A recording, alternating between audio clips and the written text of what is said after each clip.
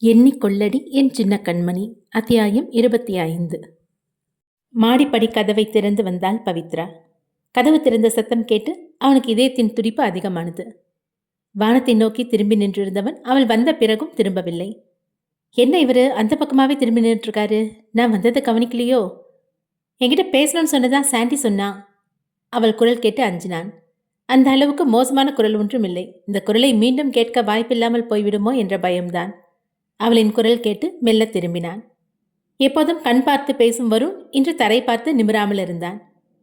என்னாச்சு இப்படி நிற்கிறாரு? அவன் எதுவும் பேசாமல் அமைதியாகவே நிற்க, சாண்டி நீங்க பேசணும்னு சொன்னதா சொன்னா, என்ன விஷயம் என மீண்டும் கேட்டாள். அது அது உனக்கு உடம்பு பரவாயில்லையா? இதை கேட்கவா மாடிப்படி ஏற வச்சிங்க? இப்போ பரவாயில்ல, நடக்கும்போது கால் மட்டும் கொஞ்சம் வலிக்குது. என் அண்ணன் மேலே உனக்கு கோவமா? கோவம் இருந்தது தான், ஆனால் அவரே இப்போ ஜெயிலில் தானே இருக்காரு. செஞ்ச தப்பா உணர்ந்து தண்டனை அனுபவிக்கிறாரு. இந்த அளவுக்கு அவர் மனசு இறங்கி வந்தது எனக்கு திருப்தியாக இருக்கு. அவன் பேச நினைத்த விஷயத்தை பற்றி வார்த்தை வரவே இல்லை. இதை பற்றி பேச தான் கூப்பிட்டீங்களா? ஆமாம். சரி கீழே போகலாமா என அவனை கேட்டான். நீங்கள் போங்க, நான் கொஞ்ச நேரம் இங்கே நின்றுட்டு வரேன். அவன் அங்கிருந்து நகர அவன் நின்ற இடத்திலேயே இவளும் நின்று இரவு வானத்தை ரசிக்க ஆரம்பித்தான். படிக்கட்டு வரை நெருங்கியவன் தனிமையில் நின்றிருந்த அவளை திரும்பி பார்த்தான். எனக்கும் உன்கிட்ட என் காதலை வெளிப்படுத்த ஆசையாக தான் இருக்கு. ஆனால் நீ அதை மறுக்கிறத ஏற்றுக்க எனக்கு தைரியம் இல்லை. சிறிது நேரத்திற்கு பிறகு வருண் மட்டும் மாடிப்படி இறங்கி வர அவனுக்காக அனைவரும் கீழே காத்திருந்தனர். என்ன வருண், பவித்ரா என்ன சொன்னா என சாண்டி தான் முதலில் கேட்டான். எதுவும் சொல்லலை. எதுவும் சொல்லலையா? அப்போ இவ்வளோ நேரம் என்ன பேசுனீங்க? அது நான் அவகிட்ட என் காதலை பற்றி எதுவும் சொல்லலை. அடப்பாவி, பிளான் போட்டு மீட்டிங் போட்டால் சும்மா ஃபேன் காற்று வாங்கிட்டு வந்தேன்னு சொல்கிற. எல்லாரும் ஸ்வீட் எடுத்துக்கோங்க என பவித்ராவின் தாய் சுட சுட கேசரியை கொண்டு வந்து கொடுத்தார். அட என்னங்கம்மா, என்ன நடந்துச்சுன்னு தெரியாமல் இனிப்பு வேற கொண்டு வரீங்க. இந்த வருஷத்தில் நான் எப்படி சாப்பிடுவேன் என்று கூறினாலும் ஒரு கேசரி கப்பை எடுத்துக்கொண்டான். அதிலிருந்து கேசரியையும் சுவைக்க ஆரம்பித்தார். சந்தோஷமான விஷயம் ஒன்று இருக்குது, அதுக்காக தான் சுட சுட கேசரி கொண்டு வந்தேன். ஒன்றும் சந்தோஷமாக நடக்கல. உங்கள் பொண்ணும் கடைசி வரைக்கும் எதுவும் பேச போகிறது கிடையாது, இவனும் பேச போகிறது கிடையாது. 2 பேருக்கும் ஸ்ட்ரெயிட்டாக 60வது கல்யாணம் தான். அவ தான் எல்லாத்தையும் சொல்லிட்டாளே. யார்கிட்ட என சாண்டி கேட்டான். என்கிட்ட தான். ஃப்ளாஷ்பேக். கிச்சனில் தன் தாயை சந்திக்க வந்தாள் பவித்ரா. பவித்ராவின் தாய் சமைத்து கொண்டிருந்தார். அம்மா வா பவித்ரா, உனக்கு சாப்பிட ஏதாவது வேணுமா? இல்லைம்மா, எதுவும் வேணாம். தன் மகளை பார்த்தார். அவள் ஏதோ கூற நினைப்பது தெரிந்தது. என்னம்மா என அன்பாக அவளை பார்த்து கேட்டார். கண்மூடி மூச்சு விட்டு தான் நினைத்ததை பட்டென குறி முடித்தாள். நான் வருண கல்யாணம் பண்ணிக்க விருப்பப்படுறேன்னு சொன்னா நீங்கள் கோச்சுக்குவீங்களா?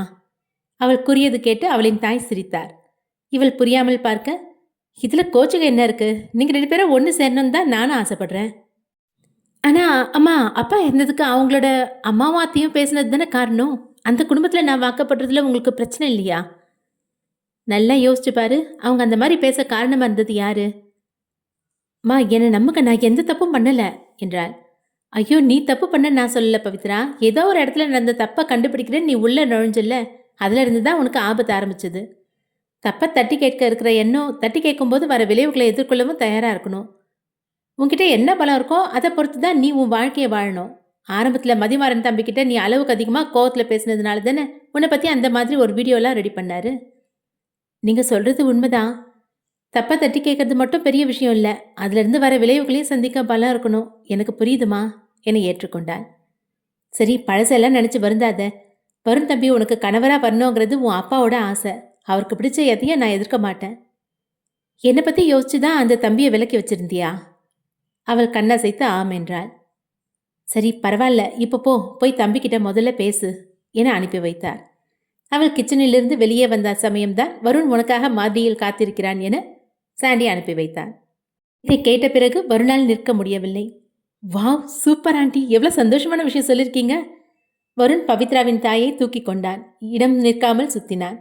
அட தம்பி, என்ன பண்றீங்க? என்னை இறக்கி விடுங்க. டேய் வருண், போத விட்றா. சாண்டி தான் வருணை நிறுத்தி பவித்ராவின் தாயை இறக்கச் சொன்னான். அவரை இறக்கிவிட்டு நொடி கூட தாமதிக்கவில்லை. உடனே வேகமாக மாடிப்படி ஏறினான். பவித்ரா வானில் நட்சத்திரங்களுடன் இணைந்திருந்தாள். பவி செல்லமாக வருண் அழைத்த இந்த பெயரில் அவளின் நினைவு கலைந்தது. திரும்பி பார்க்கும்போது வருணின் முகம் பிரகாசமாக இருந்தது. அவனின் ஆனந்தமே கூறியது தன் தாய் அனைத்தையும் கூறிவிட்டார் போல.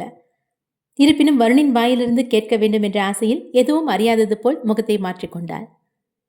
சொல்லுங்க வருண், என்ன விஷயம்? ஆனந்தமாக தான் படியேறி வந்த வேகத்தை பார்த்து உண்மையை புரிந்து கொள்வாள் என எண்ணினான்.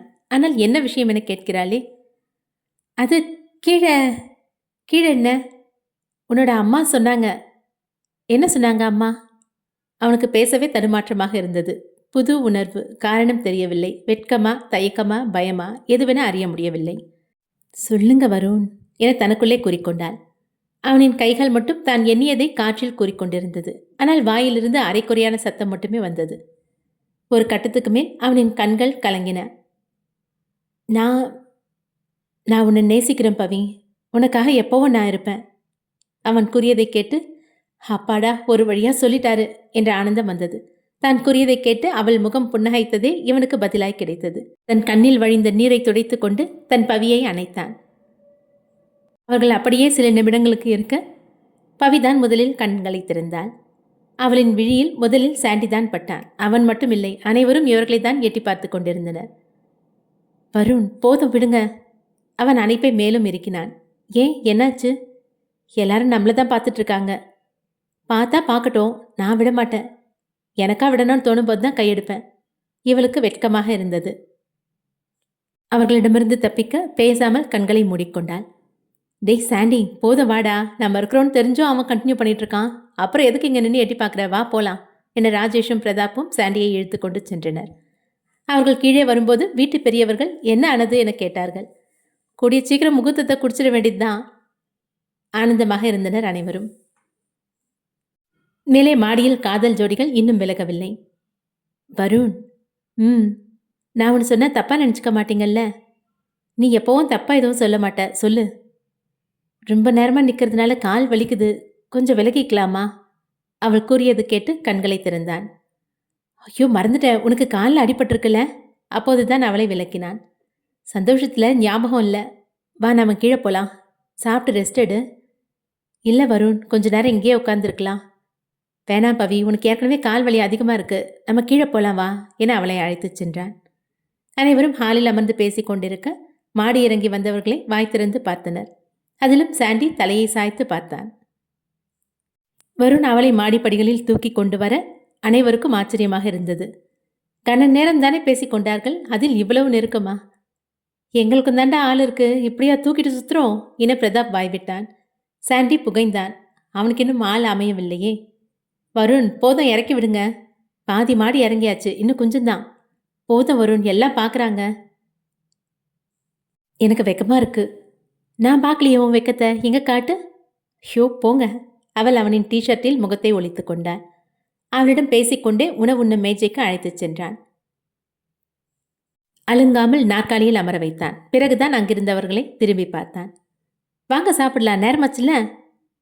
பரவாயில்லடா, நாம் இருக்கிறது அவன் கண்ணுக்கு தெரியுது என சாண்டி கிண்டல் அடித்தான். பவிக்கு எதிரே அமர்ந்தான் வருண். ஏண்டா பக்கத்தில் போய் உட்காராம இங்கே உட்கார்ற? எதில் உட்கார்ந்தாதான் பவி முகத்தை தெளிவாக பார்க்க முடியும் என்றான் வருண்.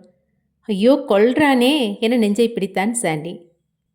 வருணுக்கும் பவித்ராவிற்கும் விரைவிலேயே திருமணம் நிச்சயம் செய்யப்பட்டது. கல்யாண தேதியும் குறித்தனர் பெரியவர்கள். சாண்டிக்கும் பொண்ணு முடிவான அப்புறம் கல்யாணம் வச்சுக்கலாமா என வருண் கேட்டான். இல்லை தம்பி, ஏற்கனவே உங்கள் 2 பேருக்கும் கல்யாண நிச்சயம் வரைக்கும் போய் நின்று போச்சு. பவித்ராவும் கிட்டத்தட்ட பொழைச்சி வந்திருக்கா. தள்ளி போட வேணாமே, அவளை உங்கள் பக்கத்தில் வச்சுக்கிட்டாதான் எனக்கு நிம்மதியாக இருக்கும் என பவித்ராவின் தாய் கூறினார். ஆமாம் வருண், எங்களை பற்றி யோசிக்காத. சாண்டிக்கும் பொண்ணு நிச்சயமானதும் எங்களோட கல்யாணமும் அடுத்தடுத்து நடக்கதானே போகுது. நம்ம வீடே ஒரு திருவிழா கோலமாக தான் இருக்க போகுது. உனக்கும் பவித்ராக்கும் முதல்ல கல்யாணம் முடிக்கலாம் என ராஜேஷ் எடுத்து கூறினான். வருண் பவியின் முகத்தை பார்த்தான். அவனின் கண்ணசைவிற்கு இவள் சரி என சம்மதம் தந்தாள். சரி, கல்யாண வேலையெல்லாம் ஆரம்பிக்கலாம் என வருண் கூறினான். பிரதாப், நீங்கள் பார்த்தீங்களா? பவித்ரா சரின்னு சொன்ன பிறகுதான் வருண் சம்மதம் சொல்கிறாரு. இப்போவே எப்படின்னா கல்யாணத்துக்கு அப்புறம் காஃபி குடிக்கிறதா இருந்தால் கூட பவித்ரா கிட்ட அனுமதி வாங்கி தான் குடிப்பார் போல என ஜெனி கிண்டல் செய்தாள். வெட்கத்தில் பவித்ரா அங்கு நிற்காமல் நகர்ந்து விட்டிருந்தாள். உடனே திருமண வேலைகள் ஆரம்பித்தது. திருமண நாளும் நெருங்கி இருவரும் மணவரையில் அமர்ந்திருந்தனர். மணமகனாக வருண் அமர்ந்திருக்க மணப்பெண்ணிற்காக காத்திருந்தான். பூக்களால் அலங்கரிக்கப்பட்ட மணமேடை மணமகளுக்காக காத்திருந்தது. கல்யாணம் பண்ண கூட்டிட்டு வாங்க ஐயர் கூறியதும் மாப்பிள்ளை வருண் ஆர்வத்துடன் எட்டி பார்த்தான். யோ வெள்ளச்சிட்ட பொறு, பொண்ணு இங்கே தான் வருது. சாண்டி வருணை கிண்டல் செய்தான். தன் பவி வந்ததும் அவள் எப்போது அருகே அமர்வாள் என காத்திருந்தான். அவள் அமர்ந்ததும் விழி மூடாமல் பார்த்தான். என்னை பார்த்தது போதும் தலையை திருப்புங்க என்றான். ஏன் பொண்டாட்டியே நான் ரசிக்கிறேன், யார் என்ன சொல்ல போறாங்க? டேய் மாப்பிள, தாலிய புடிடா. அவனின் நண்பர்கள் அவனை கிண்டல் செய்தனர். இருங்கடா, முக்கியமான ஆள் வரவேண்டியிருக்கு என தாலியை கையில் வாங்க மறுத்தான். என்னடா சொல்ற, யார் வரவேண்டியிருக்கு? ஏண்டா பாசு பாசுன்னு பின்னாடி சுத்தினீங்க, அவரை காணுமேனு ஒரு வார்த்தை கேட்டீங்களா என வருண் கேட்டான். சரியான நேரத்திற்கு மதிமாறனும் அவனின் மனைவியும் வந்தனர். ஆனால் மதிமாறனின் அருகே போலீஸ் அதிகாரியும் இருந்தார். மனு சமர்ப்பித்து அனுமதி பெற்று ஒரு நாள் அவகாசத்தில் அவனை வெளியே அழைத்து வந்தனர். திருமணம் முடிந்ததும் மாலை 5 மணிக்குள் மதிமாறன் மீண்டும் ஜெயிலுக்கு சென்றாக வேண்டும். தன் அண்ணன் மணமேடைக்கு வந்த பிறகு தாலியை கையில் வாங்கிய வருண் பவித்ராவின் கழுத்தில் முடிச்சாக போட்டான். சோமா அவரின் மனைவியும் கூட மதிமாறனின் வரவை எதிர்பார்க்கவில்லை. பவித்ராவின் தாய் தன் மகளின் திருமணத்தை ஆனந்தமாக பார்த்து கொண்டிருந்தார். தன் கணவரும் இங்கு எங்கோதான் அருகில் நின்று மகளின் திருமணத்திற்கு ஆசிர்வாதம் வழங்குவார் என நம்பிக்கையில் இருந்தார்.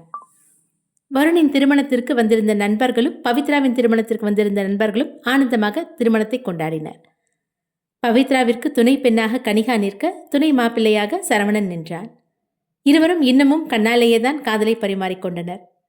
திருமணம் முடிந்து சொந்தங்கள் கூறிக்கொண்டு அவரவர் இல்லம் திரும்ப மாப்பிள்ளையும் பெண்ணும் வீட்டிற்கு அழைத்து வரப்பட்டனர். இரவு நேரம் நெருங்க மனஜோடிகளுக்கான தனிமை நேரமும் ஒதுக்கப்பட்டது. வருண் அறையில் காத்திருக்க பவி கதவை திறந்து உள்ளே வந்தாள். காலையில் பார்த்ததை விட இப்போ ரொம்ப அழகா இருக்க. போதும் வருண், இதையே எத்தனை தடவை சொல்லுவீங்க? எனக்கெல்லாம் வெக்கப்பட்டு பழக்கமே இல்லை. ஆனால் நீங்கள் என்னை ஒரு மாதிரியாக பார்க்கும்போது தான் தானாக வெக்கம் வருது.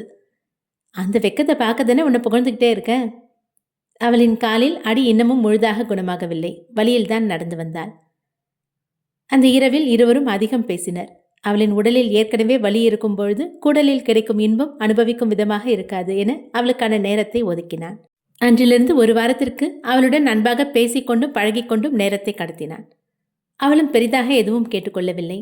உடல் வேதனையில் இருப்பதால் எதற்கும் மனமில்லாமல் இருந்தது. வருண், இங்க வாடா. என்னடா? இந்தா உனக்கும் பவித்ராக்கும் சுவிட்சர்லாந்துக்கு டிக்கெட் போட்டிருக்கேன். எதுக்கடா இப்போ டிக்கெட்டு? டேய், நீ எல்லாம் வயசு பையன் வெளியே சொல்லிக்காத. கல்யாணம் ஆன புது பொண்ணு மாப்பிள்ளைக்கு எதுக்கு வெளியூருக்கு டிக்கெட் போட்டு கொடுப்பாங்களா? டேய் சாண்டி, அப்படி பார்த்தா பிரதாப்பும் ஜெனியும் கூட தானே புதுசாக கல்யாணம் ஆனவங்க. எங்களுக்கு ஒன்றும் அவசரம் இல்லை, நாங்கள் நிதானமாக போய்க்கிறோம். முதல்ல நீங்கள் 2 பேரும் போயிட்டு வாங்க. என்ன யோசனை? அதான் எல்லா பிரச்சனையும் முடிஞ்சிடுச்சுல்ல, எல்லாரையும் நாங்கள் பார்த்துக்கிறோம். நீங்கள் 2 பேரும் சந்தோஷமாக போயிட்டு வாங்க. உண்மையில் வருணும் பவியுடன் வெளியில் செல்லத்தான் விரும்பினான். அவனின் மன எண்ணத்தை கணித்தது போல் வருணிற்கு பிரதாப் டிக்கெட் வாங்கி வந்து பரிசளித்தான். அன்று மாலையே தன் மனைவியுடன் ஏர்போர்ட் சென்றான் வருண். பவி, நம்ம 2 பேரும் சேர்ந்து முதல் முறையாக வெளியே போகிறோம்ல? ஆமாங்க, எனக்கும் ரொம்ப ஆர்வமாக இருக்குது. ஃப்ளைட்டில் அமர்ந்ததும் ஃப்ளைட் டேக் ஆஃப் ஆகும்போது பயத்தில் வருணின் கரத்தை இறுக பற்றி கொண்டாள். பயத்தில் கண்கள் இறுகி தலையை வருண் மீது சாய்த்து வைத்திருந்தாள். கள்ளப்பையன் அதையும் ரசித்து கொண்டுதான் வந்தான். சுவிட்சர்லாந்து சென்றடைந்ததும் பிரதாப் ஏற்பாடு செய்த தனி வில்லாவிற்கு அழைத்து சென்றான். என்ன வருண் இது? நான் கூட ஏதாவது ரூம் அரேஞ்ச் பண்ணியிருப்பீங்கன்னு பார்த்தேன். ஒரு வீடே ஏற்பாடு பண்ணியிருக்கீங்க. எனக்கும் ஷாக்காக தான் இருக்குது. ஒரு 3 நாளைக்கு நாம் 2 பேரும் தனி கொடுத்துன்னு இருந்து பார்க்கலாம் என கண்ணடித்து பேசினான். கடந்த 1 வாரமாக உடல் வேதனை காரணமாக ஒருவருக்கொருவர் விலகியே இருந்தனர். அவன் கண்ணடித்து பேசியதிலேயே இன்று முக்கிய கச்சேரி உண்டு என புரிந்து கொண்டாள். வீட்டினுள் சென்றதும் நன்கு சுற்றி பார்த்தனர். 2 மாடி கட்டிடம். நம்ம 2 பேருக்கு இவ்வளோ பெரிய வீடு அதிகம் இல்லை? அவள் பால்கனியில் நின்று வெளி உலகத்தை ரசித்து கொண்டே கூற, பரவாயில்ல விடு, 3 நாளைக்கு தானே என பின்பக்கமாக வந்து அவளை அணைத்து கொண்டான். வருண், கொஞ்சம் தள்ளி நில்லுங்க, யாராவது பார்த்துட போறாங்க. அடி பாவி, ஒரு வயசு பையன் கல்யாணம் ஆகி 1 வாரம் பொறுமையாக இருந்திருக்கான். இது எவ்வளோ பெரிய விஷயம் தெரியுமா? மறுபடியும் பொறுமையாருன்னு சொல்கிற? உனக்குலாம் எதையுமே இல்லையா? இப்போ என்ன சொல்ல வரீங்க? நீ எதுவும் பண்ண வேணாம், அமைதியாக இருந்தால் போதும், நான் பார்த்துக்கிறேன் என அவளை கைகளால் தூக்கினான். சில மணி நேரங்கள் இனிமையாக கடந்தன. நீ உன்னோட முகத்தை மாற்றினதுக்கப்புறம் எத்தனை மாதம் என் கூட இருந்திருக்க? நான் உன்னை காதலிச்ச விஷயத்த எனக்கே தெரியாமல் உனக்கு நான் நிறைய தடவை சொல்லி காமிச்சிருக்கேன்ல? ஆமாம், ஆனால் உனக்கு எப்போவுமே என் மேலே கோவம்தான் இருக்கும். அது காதலாக எப்போ மாறுச்சுன்னு சொல்ல, எனக்கு தெரிஞ்சுக்கணும் போல இருக்கு. அதை கேட்டதும் அவள் சிரிக்க ஆரம்பித்தாள். ஏன் சிரிக்கிற? நான் என்ன அப்படி காமெடியாக கேட்டேன்? அது நீங்கள் பண்ண விஷயம் காமெடியான விஷயம் கிடையாது. ஆனால் வெளியே நின்று பார்த்தா தான் காமெடியாக தெரியும். எனக்கு எப்போ காதல் வந்துச்சு தெரியுமா? இந்த காதல் பைத்தியம் நான் நினச்சி வேற ஒருத்தங்களோட டெட் பாடிக்கு முத்தம் கொடுத்துச்சே, அப்போலேருந்து என அவனை மூக்கை பிடித்து ஆட்டினாள். அட ஆமாம், நான் அதை மறந்தே போயிட்டேன். பாவி, நாடகம் ஆடி ஒரு டெட் பாடிக்கெல்லாம் முத்தம் கொடுக்க வச்சிடல. நானும் அவங்கள முத்தம் கொடுக்க சொன்னேன். அப்பாவி பையனை ஏமாத்திட்டு கிண்டல் பண்ணி சிரிக்க வர செய்றியா? என்ன பண்ற பாரு. அவர்களின் விளையாட்டின் குறுக்காக காலிங் பெல் அடித்தது. நீங்க இருங்க, நான் போய் பார்க்குறேன். அவள் சென்று கதவை திறக்கும்போது வீட்டு வாட்ச்மேன் நின்றிருந்தான். சொல்லுங்க என்றாள். கார்ல ஒருத்தர் வந்தாரு, உங்க 2 பேர் பேரையும் சொல்லி அவங்க இங்க இருக்காங்களான்னு கேட்டாரு. ஆமான்னு சொன்னேன். இந்த கவரை கொடுக்க சொன்னாரு என ஆங்கிலத்தில் கூறி சென்றான் அந்த வாட்ச்மேன். கவரை வாங்கி கொண்டு கதவை சாத்தி தாழிட்டாள். பவித்ராவுக்கு என அந்த கவரில் எழுதியிருந்தது.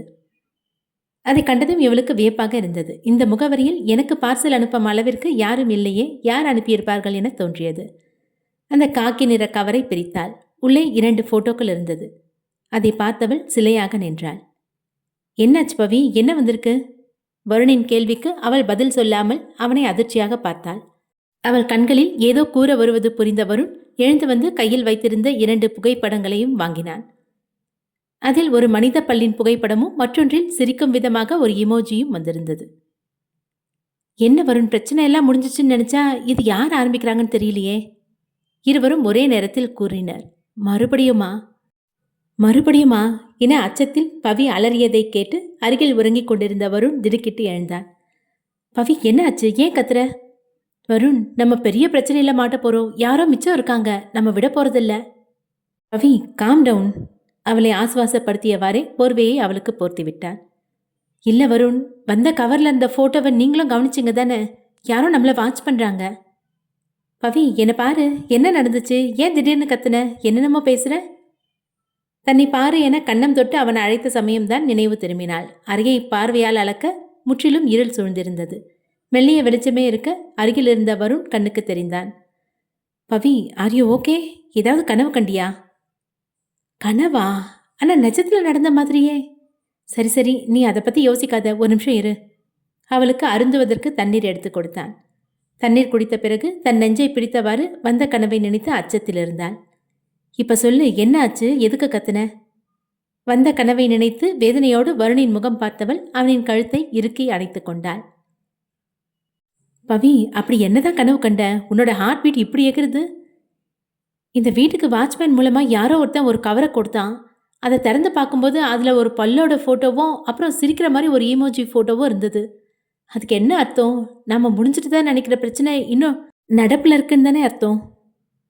இப்போதுதான் நன்கு புரிந்தது. அவள் நடந்த பிரச்சனையை நினைத்து உறங்கிக் கொண்டிருந்தாள் போல அதே கனவாக வந்திருந்தது. பவி, பயப்படுற அளவுக்கு எதுவும் இல்லை, எல்லாம் சரியாயிடுச்சு. நீ அதையே நினச்சிட்டு தூங்குனதுனால கனவு வந்திருக்கும்.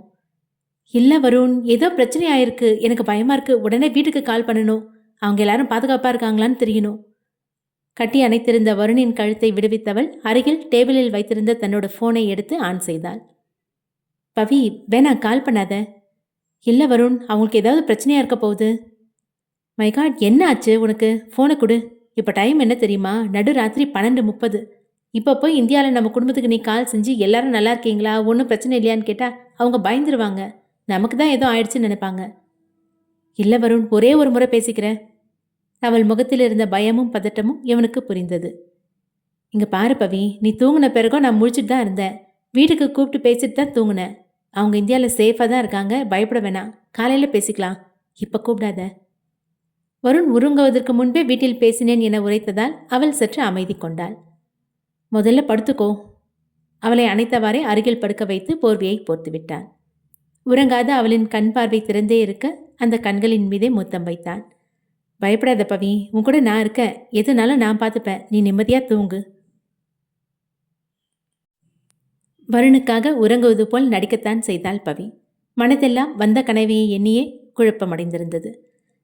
சூரியன் உதிக்கும் சமயமே குளியலை முடித்தவள் அந்த நாட்டின் குளிருக்கு ஏற்றவாறு உடை அணிந்து நிலை கண்ணாடி முன்னே நின்று தன் தலைமுடியை வாரிக்கொண்டிருந்தாள்.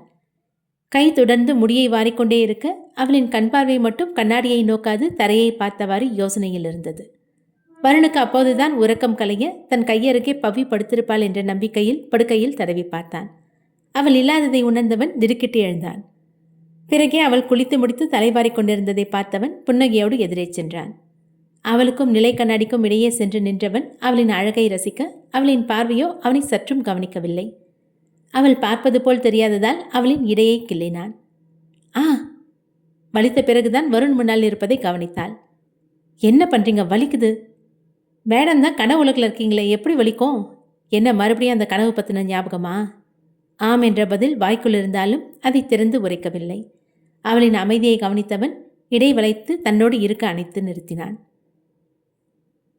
நேற்று நைட்டு நமக்குள்ளே எவ்வளோ முக்கியமான விஷயம்லாம் நடந்துச்சு, அதை பற்றி யோசிப்பியா? அதை விட்டுட்டு கனவு வந்துச்சு, கனவுல பல்லு வந்துச்சுன்னு தேவையில்லாததெல்லாம் போட்டு குழப்பிட்டு இருக்க. நேற்று நைட்டா? என்ன நடந்துச்சு?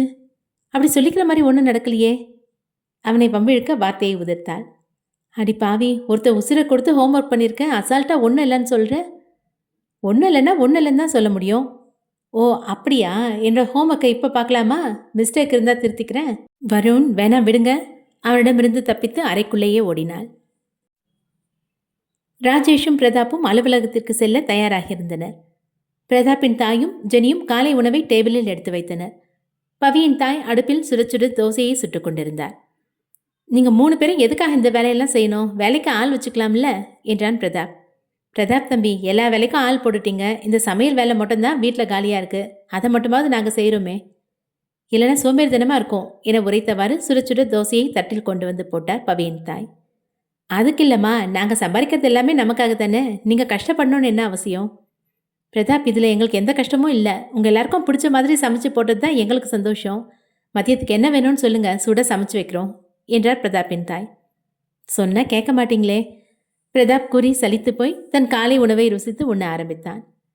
ராஜேஷ் உணவு உண்பதற்காக சாண்டியை அழைக்கச் சென்றான். சாண்டியோ யாரேனும் பார்க்கிறார்களா என நோட்டம் விட்டுக்கொண்டே அரை கதவை திறந்து வெளியே வந்தான்.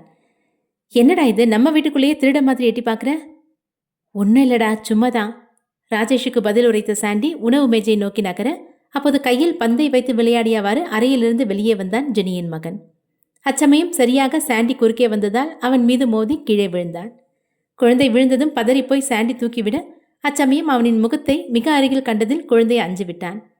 சில நாட்களுக்கு முன் இவர்களின் ஃபேக்டரியில் ஏற்பட்ட தீ விபத்தினால் சாண்டியின் ஒரு புற முகம் தீக்காயத்தால் பாதிக்கப்பட்டது. குழந்தை பயந்து கொண்டே ஓடி ஜெனியை அணைத்து கொண்டது. நடந்ததை கவனித்த அனைவருமே சாண்டியின் நிலைமையை நினைத்து வருந்தினர். ஜெனிக்கு என்ன செய்வதென்று தெரியவில்லை. வாய் பேச முடியாத தன் குழந்தையை திட்டவும் முடியாமல், சாண்டிக்கு ஆறுதலாக பேசவும் முடியாமல் தயங்கி நின்றாள். பரவாயில்லடா, நீங்கள் எல்லாரும் சாப்பிடுங்க, எனக்கு பசிக்கல, அப்புறமா சாப்பிட்டுக்கிறேன். சாண்டி குழந்தைக்கு முகத்தை காட்டாதவாறு அங்கிருந்து நடந்து சென்று விட்டான். அறையில் மாட்டியிருந்த கண்ணாடியில் தன் முகத்தை பார்த்தான். குழந்தை பார்த்து அஞ்சும் அளவிற்கு மோசமாக இருக்கிறதா என தன் காயத்தை உற்று கவனித்தான். சில நாட்களுக்கு முன்பும் கூட இந்த காயங்கள் எதுவுமின்றி கண்ணாடி முன்னே நின்று தன்னைத்தானே ரசித்தவாறு அலுவலக வேலைக்கு தயாராகியதெல்லாம் அவன் நினைவிற்கு வந்தது. தானாய் கண்கள் கலங்க மனம் வேதனை கொண்டது.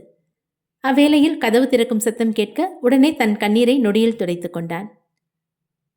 நீ உன் கண்ணீரை மறைச்சாலும் எனக்கு புரியாம இருக்காது சாண்டி. பிரதாப் சாண்டி உண்பதற்காக சுட தோசையை கொண்டு வந்திருந்தான். டேய், நீ சாப்பிட்டுட்டு இருந்த, அதுக்குள்ளே எந்திரிச்சு வந்துட்ட? எனக்கும் பசிக்கல, அதான் அப்புறமா சாப்பிடலான்னு எந்திரிச்சிட்டேன். பிரதாப் பொய்யுரைக்கிறான் என அவனின் கண் திமிரிலேயே தெரிந்தது. சாண்டி, அவன் குழந்தைடா, அவனுக்கு விவரம் தெரியாது, இனிமே அவன் உன் எதிரில் வராமல் நான் பார்த்துக்கிறேன். பிரதாப், உனக்கு என்ன பைத்தியம் பிடிச்சிருக்கா?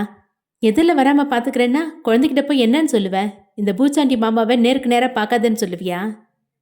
ஏன்டா இப்படியெல்லாம் சொல்கிற? பின்ன இந்த வீட்டில் இதுக்கு முன்னாடி நம்ம 4 பேரை தவிர யாராவது இருந்திருக்காங்களா? உனக்கும் வருணுக்கும் கல்யாணம் நடந்த நாள்லேருந்து தான் நம்ம வீடு சொந்தத்தால் நிரம்பி இருக்கு. உன் பையனை பார்க்கும்போதெல்லாம் அவன் கூட பேசி விளையாட எனக்கு ஆசையாக இருக்கும். ஆனால் என் முகத்தை என்னாலேயே சகிச்சுக்க முடியல. குழந்தை எப்படிடா சகிச்சுக்குவான்? நீ அவன்கிட்ட போய் எதுவும் சொல்ல வேணாம். அவன் இஷ்டப்படி இந்த வீட்டில் இருக்கட்டும். நானே அவன் கண்ணில் படாமல் ஒதுங்கி இருந்துக்கிறேன். எல்லாம் நாம் செஞ்ச பாவம் தான்டா. நம்மளால எத்தனை பொண்ணுங்களோட உயிர் போயிருக்கு. அந்த பாவம் எல்லாம் சும்மா விட்டுருமா? இன்னும் வேற என்னெல்லாம் பண்ண காத்திருக்கோ தெரியல என பிரதாப் உரைக்க, என்ன சொல்லிட்டு இப்போ நீ ஒரு மாதிரி பேசுகிற? ஜெனி முன்னாடி இப்படி பேசுகிறாத. அவங்க உன்னை நம்பி தான் வந்திருக்காங்க. உன்னை நம்பிங்கிறது உன் பணத்தை நம்பி இல்லை, உன் அன்பை நம்பி. பரவாயில்ல சாண்டி, தீக்காயம் பட்டதில் உனக்குள்ளே ஏதோ பவர் வந்துடுச்சு போல. வசனம் எல்லாம் செம்மையாக வருது. குடு, பசிக்குது. ரொம்ப நேரமாக தோசையை ஆற வச்சிட்ருக்க. இருந்த பசிக்கு பிரதாப்பிடம் இருந்த தட்டை பிடுங்கி தன் காலை உணவை முடித்தான் சாண்டி. ஜெனியும் பிரதாப்பின் தாய் ராஜம்மாளும் பவித்ராவின் தாய் தனமும் பவித்ராவிற்கு வீடியோ கால் செய்தனர். ஹாய் ஜெனி, எப்படி இருக்கீங்க? குட்டி பையன் என்ன பண்ணுறான்? ஹாய் பவி, நாங்கள் எல்லாம் நல்லதாக இருக்கோம். நீங்கள் அங்கே எப்படி இருக்கீங்க?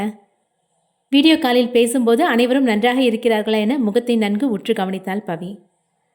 நல்லா இருக்கோம். சாண்டி, பிரதாப், ராஜேஷ் அவங்கெல்லாம் நல்லா இருக்காங்களா? பவி, இங்க எல்லாருமே நல்லா தான் இருக்கோம். அங்க போயும் எங்கள பத்தி யோசிக்காதீங்க. உங்க டைமை என்ஜாய் பண்ணுங்க. வீடியோ காலில் பேசியவாறு பவி அறையை விட்டு வெளியே வர டைனிங் ஹாலில் உணவுகள் சமைத்து தயாராக வைக்கப்பட்டிருந்தது. இதை யார் சமைத்திருப்பர் என புருவம் சுருக்கினாள். ஆனால் வீடியோ காலில் இருந்ததால் எதுவும் பேசாமல் அமைதியாகினாள். அடுத்ததாக பவியின் தாய் தனம் அவளிடம் பேசினார். பவி, அங்கெல்லாம் ஓகே தானே? நம்ம ஊர் சாப்பாடு கிடைக்குதா? சாண்டி தம்பி சமையலுக்கு கூட ஒரு ஆளை ஏற்பாடு பண்ணியிருக்கிறதா சொன்னாரு. தனம் கூறிய பிறகுதான் அவளுக்கே தெரிய வந்தது. சாண்டி ஏற்பாடு செய்த ஆள்தான் அந்த காலை உணவை சமைத்திருக்கிறார் போல. சாப்பாடெல்லாம் ரெடியாக தான் இருக்குமா, இனிமே தான் சாப்பிடணும். சரி, மாப்பிள்ளை எங்க? அவர் குளிக்க போனாரு என பேசியவாறே டைனிங் டேபிளில் அமர்ந்து கொண்டே அறையை எட்டி பார்க்க வருண் மாற்று உடை அணிந்து கொண்டிருந்தான். குளிச்சுட்டு வந்துட்டாருமா, பேசலாம் இருங்க. வருண், அம்மா உங்ககிட்ட பேசணும்னு சொல்கிறாங்க. பவி, உனக்கு எத்தனை முறை சொல்லியிருக்கேன் மாப்பிள்ளைய பேர் சொல்லி கூப்பிடாதேன்னு. எனக்கு சின்ன வயசுலேருந்தே அப்படி கூப்பிட்டு பழகிருச்சு, திடீர்னு எப்படி மாற்றிக்கிறது? இதெல்லாம் காரணம் சொல்லாத. கல்யாணம் ஆயிடுச்சுல, மரியாதையாக தான் பேசணும். இனி சின்ன வயசுலேருந்து பழகின மாதிரியெல்லாம் கிடையாது. வேற எப்படி கூப்பிடுறது?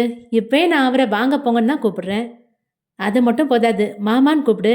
எப்போவுமே வாங்க போங்கன்னு தான் சொல்லணும், பேரெல்லாம் சொல்லி கூப்பிடக்கூடாது. நான் அப்படியெல்லாம் கூப்பிட்டா வருணே சிரிச்சிருவாரு. சொல்கிற பேச்ச கேட்குறாளா பாரு. ஏய் வாயாடி, ஃபோனை என்கிட்ட கொடு. என் மாமியார்கிட்ட என்ன சண்டை போட்டுட்ருக்க? நான் எந்த சண்டையும் போடல, உங்கள் மாமியார்கிட்ட நீங்களே பேசிக்கோங்க. உதட்டை சுழித்து கொண்டு ஃபோனை வருணிடம் கொடுத்து விட்டாள். சமைத்து வைக்கப்பட்டிருந்த உணவை திறந்து பார்த்தாள். சொல்லுங்க அத்தை, நாங்கள் நல்லா இருக்கோம். அங்கெல்லாம் எப்படி இருக்கீங்க? ஃபோனில் பேசிக்கொண்டே வருண் அங்கிருந்து நகர்ந்தான். வேறு எதற்கும் இல்லை, அவளை பற்றி கூறத்தான். அத்தை, உங்களுக்கு தனியாக சிலையே வைக்கலாம். எப்படி தான் நீங்களும் மாமாவும் இவளை பார்த்துக்கிட்டீங்களோ? ஒரு நாள் ராத்திரியில் எனக்கு அதிகலங்க வச்சுட்டா தெரியுமா? என்னாச்சு மாப்பிள்ள, என்ன பண்ணிட்டான்? வருண் என்ன கூறுகிறான் என ஃபோனில் பேசிக்கொண்டிருந்த மூவரும் நன்கு கவனித்தனர். நடு ராத்திரி 12:30 இருக்கும். ஏதோ கனவு கண்டு பயந்து போயிருக்கான். போதா குறைக்கு இந்தியா கால் பண்ணி நீங்கள் எல்லாரும் எப்படி இருக்கீங்கன்னு கேட்கணுன்னு வேற சொன்னா. அவளை சமாதானப்படுத்தி தூங்க வைக்கிறதுக்குள்ளே போதும் போதும்னு ஆயிடுச்சு. புது இடம் இல்லை மாப்பிள்ள, திடீர்னு மனசுக்குள்ளே எதையாவது நினச்சிட்டே தூங்கியிருப்பான். நீங்கள் ஒன்றும் பயப்படாதீங்க. உங்களோட ட்ராவல் பேக்கில் விபூதி வச்சுருக்கேன். நைட் தூங்கும்போது அவளோட நெத்தியில் வச்சு விட்டுருங்க. வருண் தன் மாமியாரிடம் பேசிக்கொண்டே மீண்டும் டைனிங் ஏரியாவிற்கு வர அங்கே அமர்ந்திருந்த பவியை காணவில்லை. ஓகே அத்தை, நீங்கள் எல்லாரும் பத்திரமா இருங்க, நான் அப்புறம் கால் பண்ணுறேன். காலை கட் செய்தவன் இவள் எங்கே சென்றாள் என பார்வையை அலைய விட்டான். பவி, பவி எங்கே போன? அவளின் பெயரை உச்சரித்து கொண்டே கிச்சனுக்குள் புகுந்தான். கிச்சனுக்குள்ளும் அவள் இல்லாததால் மீண்டும் அறைக்குள் தேடினான். அவள் அங்கேயும் இல்லை. வீடு மொத்தமும் அவளின் பெயரை கூறிக்கொண்டே தேடினான். பவி, போதும் விளையாடாத, எங்க இருக்க? அவனின் இந்த கேள்வியில் மேல் மாடியில் பொருள் கீழே விழுந்தது போல் சத்தம் கேட்டது. அதை கேட்டவன் மாடிப்படி ஏறுவதற்காக செல்ல அப்போது குறுக்கே வந்து கத்தினாள் பவி. பே! உண்மையில் அஞ்சி விட்டான். இதயமே ஒரு நொடி நின்று விட்டது. அவன் பயத்தில் கத்தியதை பார்த்து நன்கு சிரித்தாள். பயந்துட்டீங்களா? உங்களுக்கு இது தேவைதான். எல்லார்கிட்டையும் என்னோட கனவை பற்றி போட்டு கொடுக்குறீங்களா? பயந்துட்டேன். ஏன் இப்படி பண்ண? எங்கே இருந்த இவ்வளோ நேரம்? நான் உங்கள் நிழல் மாதிரி உங்கள் கூடவே தான் இருப்பேன். சேச்சா, நீ என்னோட நிழல் இல்லை, என்னோட ராட்சசி, வேதாளம், என்னோட சண்டைக்காரி என புகழ்வது போல் நிகழ்ந்தான். இதை கேட்டால் கொஞ்சற மாதிரி இல்லையே, மனசுக்குள்ளே இருக்கிறதெல்லாம் கொட்டுற மாதிரி இருக்கு. பரவாயில்லையே, புரிஞ்சுக்கிட்ட? இருவரும் தங்களுக்குள்ளே பேசிக்கொண்டே மீண்டும் டைனிங்கிற்கு வந்தனர். சரி, இந்த சாப்பாட்டை யார் சமைச்சு வச்சான்னு உனக்கு தெரியுமா?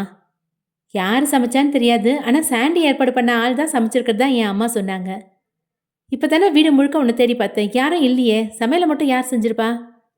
இவர்கள் பேசிக் கொண்டிருக்கையில் மீண்டும் மேல் மாடியில் சத்தம் கேட்க வருணின் முகம் தீவிரமாக மாறியது. என்னாச்சு வருண்? ஒன்றும் இல்லை, நீ இங்கே இரு, நான் மேலே போய் என்ன சத்தம்னு பார்த்துட்டு வரேன். நானும் வரேன். நோ, நீ இங்கே தான் இருக்கணும். அவளுக்கு கட்டளையிட்டவன் தனியாய் மாடிப்படி ஏறி செல்ல மேலே இருந்து வரும் தொடர் சத்தத்திற்கு காரணம் என்னவாக இருக்கும் என யோசித்தான். வருண் படியேறி சென்ற சமயம் அந்நாட்டைச் சேர்ந்த பெண்மணி ஒருவர் வீட்டை சுத்தம் செய்து கொண்டிருந்தார். Excuse me, who are you? Sir, எனக்கு தமிழ் நல்லாவே தெரியும். நான் இந்த வீட்டில் வேலை செய்கிறேன். இங்கே யார் தங்க வந்தாலும் அவங்களுக்கு சாப்பாடு செஞ்சு போடவும் வீட்டு வேலை செய்யவும் ஓனர் என்னை அனுப்பி வைப்பார். என் பேர் லென்சி. ஓ, இந்த வீட்டு சாவி என்கிட்ட தானே இருந்தது, எப்படி உள்ளே வந்தீங்க? வாட்ச்மேன் கிட்ட எக்ஸ்ட்ரா சாவி ஒன்று இருக்கும், நீங்கள் தூங்கிட்டு இருப்பீங்க, தொந்தரவு பண்ண வேணான்னு தான் அவர்கிட்ட சாவி வாங்கி உள்ளே வந்தேன். சரி, நாங்கள் இன்னும் 3 நாளைக்கு இங்கே தான் இருப்போம். நீங்கள் உள்ளே வரும்போது காலிங் பெல் அடிங்க, நாங்களே வந்து கதவை திறக்கிறோம். Okay sir. வருண் அவர்களுடன் பேசிக் கொண்டிருந்த சமயம் பவி அங்கு வந்திருந்தாள். இவங்க தான் சாப்பாடு சமைச்சிருக்காங்க, பேரு லென்சி. வீட்டு வேலைக்காக எப்பவும் இவங்கள தான் அனுப்பி வைப்பாங்களாம் என்றான். வருண் அறிமுகப்படுத்தி வைக்க பவி அந்த பெண்மணியை பார்த்து புன்னகைத்தாள். பிறகு இருவரும் கீழே சென்று காலை உணவை முடித்தனர். அவர்கள் வெளியே கிளம்ப தயாராக அந்நேரம் அந்த வேலைக்கார பெண்ணும் கூறிக்கொண்டு கிளம்பினார். வீட்டை பூட்டிக் கொண்டு வருணும் பவியும் காரில் அமர்ந்தனர். வருண், இப்போ நாம் எங்கே போகிறோம்? லூசரின். வாவ், சாப்பிள் பிரிட்ஜ் பார்க்க போகிறோமா? S baby. சாப்பிள் பிரிட்ஜை அடைந்த சமயம் வருண் காரை பார்க்கிங்கில் நிறுத்த சரியாக அவன் அருகில் ப்ளூ கலர் கார் ஒன்று வந்து நின்றது. பவி இறங்குவதற்காக காரின் கதவை திறக்க அச்சமயம் சரியாக அந்த கார் வந்து நின்றதும் அவள் மேல் மோதும் அபாயம் ஏற்பட வருண் அவளை இறங்க விடாது தடுத்து கைப்பிடித்தான். பவி, இறங்காத நில்லு. நொடி நேரத்தில் தன் முன்னே கார் வந்து நின்றதும் நல்ல வேளை மோதவில்லை என இதயம் பிடித்தாள். சரியான மாங்காய் மடையனா இருப்பான் போல, பார்க்கிங்கில் இவ்வளோ வேகமாக கார் ஓட்டுறான். அம்மாடி தாயே, வாயை கொஞ்சம் அடக்கு. அவனுக்கு தமிழ் தெரியாது, அதனால நீ தப்பிச்ச. ஏன், இல்லைன்னா என்ன பண்ணிடுவான்? என் கூட தான் என்னோட ஹீரோ இருக்காரே. அடேங்கப்பா, உன்னோட வாய்க்கொழுப்புக்கு வம்பு இழுத்துட்டு வருவ, நான் வந்து சண்டை போடணுமா? வருண் காரில் இருந்து இறங்கியவாறே பேச அவன் இறங்கிய அதே கதவின் வழியே அவளும் இறங்கினாள். இருவரும் கைகோர்த்து கொண்டு நடந்தனர். ஆனால் அவர்கள் பேசியதையும் நடந்து செல்வதையும் பார்த்தவாறு 2 கண்கள் நோட்டமிட்டு கொண்டிருந்தது. அந்நாட்டு போர் வீரர்களின் சாகசங்களை அந்த பாலத்தின் தடுப்பு சுவர்களில் ஓவியமாக வரைந்திருந்தனர். அங்கேயே நின்று அந்த நதியின் அழகை ரசிக்க நேரம் போனதே தெரியவில்லை. அங்கிருந்து அருகில் இருந்த மற்ற இடங்களுக்கும் சென்றனர். மதிய உணவையும் ஒரு ரெஸ்டாரண்டில் முடித்த பிறகு வருணும் பவியும் பேசியவாறு காரை நோக்கி நடக்க அப்போதுதான் வருண் கவனித்தான். இந்த காரை தான் காலையில் பிரிட்ஜுக்கிட்டேயும் பார்த்தோமே. வருண் அந்த காரை கூர்ந்து கவனிக்க அச்சமயம் அந்த ப்ளூ கலர் கார் அந்த இடத்திலிருந்து நகர்ந்து வேறு திசைக்கு பயணித்தது. நம்ம கவனிச்சதுனால கிளம்பிட்டாங்களா, இல்லை உண்மையிலேயே யதார்த்தமாக தான் இந்த ரெஸ்டாரண்ட்டுக்கு வந்திருந்தாங்களா என குழப்பம் கொண்டான் வருண். வருண், என்ன அங்கேயே நின்றுட்டீங்க, வாங்க. பவி வந்து கைப்பிடித்து இழுத்துச் செல்ல அவளுடன் மற்ற அழகான இடங்களையும் ரசிக்கச் சென்றான். காலை கிளம்பியவர்கள் மாலை தாண்டிய பிறகுதான் வீடு வந்து சேர்ந்தனர். வேலைக்கார பெண்மணி இந்த 3 நாட்களுக்கு காலை வேளையில் மட்டும் வந்து உணவை சமைத்து வீட்டை சுத்தம் செய்து சென்று விடுவார். இரவிற்கு இவர்கள் வெளியேதான் உணவை வாங்கிக் கொள்ள வேண்டும். மாலையில் பவியின் தாய் தனமும் பிரதாப்பின் தாய் ராஜம்மாவும் கோவிலுக்கு செல்வதை வழக்கமாக வைத்திருந்தனர். அன்றும் அதேபோல் கோவில் மண்டபத்தில் அந்த தெய்வீக சூழலில் அமர்ந்திருக்க அப்போது நன்கு அறிமுகமான தரகர் ஒருவரை கவனித்தார் தனம். தரகரை, எப்படி இருக்கீங்க? அட அம்மா, நீங்களா? வணக்கம்மா. எங்கே உங்கள் பழைய வீட்டுக்கு போனால் வீட்டை காலி பண்ணிட்டதா சொல்கிறாங்க. என் பொண்ணுக்கு கல்யாணம் ஆயிடுச்சு. சோமண்ணா இருக்கார்ல, அவரோட 2வது பையன் வருணுக்கும் என் பொண்ணுக்கும் தான். இப்போ அவங்க கூட தான் தங்கியிருக்கேன். பரவாயில்லையே, யார் கூட நிச்சயதார்த்தம் நின்று போச்சோ அந்த பையன் கூடவே கல்யாணம் நடந்துருச்சு. சரி, எங்கள் வீட்டில் இன்னும் 2 பசங்களுக்கு பொண்ணு பார்த்துட்ருக்கோம். நல்ல குடும்பத்து பொண்ணாக காட்டுங்களேன். சூப்பராக பார்த்து வச்சிடலாம். பையன் பேர் என்ன உத்தியோகம்? பையன் பேர் ராஜேஷ், என் மாப்பிள்ளையோட நண்பர்கள் 4 பேரும் சேர்ந்து ஒன்றா பிஸ்னஸ் பண்ணுறாங்க. சரிம்மா, நல்ல வேலை இருக்குது. பையனோட அப்பா அம்மா என்ன பண்ணுறாங்க? அது பையனுக்கு அப்பா அம்மா கிடையாது, நாங்கள் தான் அவருக்கு குடும்பமே என்றார் தனம். ரத்த சொந்தம் இல்லைன்னா என்ன, நாங்கள் எல்லாம் ஒரே வீட்டில் தான் வசிக்கிறோம். ராஜேஷ் என்னோட பையன் மாதிரி. நீங்கள் நல்ல பொண்ணாக பாருங்கள், மற்றதெல்லாம் நாங்கள் கவனிச்சுக்கிறோம் என்றார் ராஜம்மா. சரிம்மா, ஒரு வரம் இருக்குது. ஆனால் பொண்ணோட அப்பா கொஞ்சம் கண்டிப்பானவர். பையனுக்கு குடும்பம் இல்லைன்னு தெரிஞ்சால் ஒத்துப்பாரான்னு சந்தேகம்தான். அட, பொண்ணு பார்க்கும்போது நாங்கள் எல்லாம் கூட வரதானே போகிறோம். எங்களை பார்த்தா அவருக்கு குடும்பமாக தெரியாதா என்ன? இந்த காலத்தில் நல்ல பையன் கிடைக்கிறதெல்லாம் அபூர்வம். பொண்ணை பெற்றவருக்கு புரியாமலா போவோம்? நாங்கள் எடுத்து சொல்லி பேசுகிறோம். பொண்ணு வீட்டில் உண்மையை சொல்லி சும்மா வந்து பார்த்துட்டு மட்டும் போகட்டும். குடும்பத்தை நேரில் பார்த்த பிறகு முடிவு செஞ்சுக்கோங்கன்னு சொல்லி வைங்க. அச்சமயமே தரகர் அந்த பெண்ணின் தந்தையாருக்கு அழைப்பு விடுத்து வரனை பற்றி உரைத்தார். சற்று தள்ளி நின்று பேசிய தரகர் ஃபோனை கட் செய்த பின் தனம் மற்றும் ராஜம்மாவை பார்த்து நெருங்கி வந்தார். பொண்ணோட அப்பா என்ன சொன்னார் என தனம் கேட்க, அவருக்கு சம்மதம்தான். எப்போ பொண்ணு பார்க்க வரீங்கன்னு கேட்டார். நிஜமாவா?